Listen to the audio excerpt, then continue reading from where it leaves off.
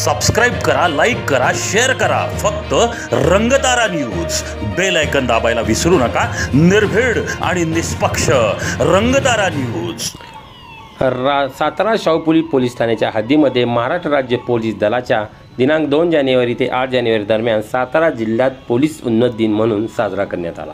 या दिवसाचे औचित्य साधून या दिवसानिमित्त आज राजवाडा बसस्थानक येथे मॉब ड्रिलचे आयोजन करण्यात आले होते. सदरचे मॉब ड्रिल अनुषंगाने सातारा जिल्हा पोलीस दलातील बॉम्ब डिस्पोजल पथक यांनी मोती चौक ते बस स्थानकमध्ये बॉम्ब ठेवल्याची सुटकेस आहे अशी नियंत्रण कक्षातून माहिती मिळाली. ही माहिती मिळाली असताच बॉम्ब शोधक पथक तात्काळ राजवाडा बस स्थानक येथे दाखल होऊन संशयितास ताब्यात घेतले.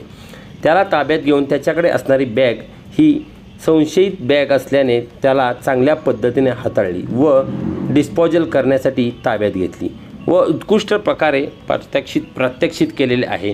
सदर कारवाईत एकूण 80 पोलीस अंमलदार व 15 पोलीस अधिकारी हजर होते. त्याचबरोबर कारवाईमध्ये बॉम्ब डिस्पोजल पथक, ॲम्ब्युलन्स, फायर ब्रिगेड अशी टीम एकूण मॉब ड्रिल घेण्यात आली. अशा प्रकारे सातारामध्ये उन्नत दिन हा साजरा करण्यात आला.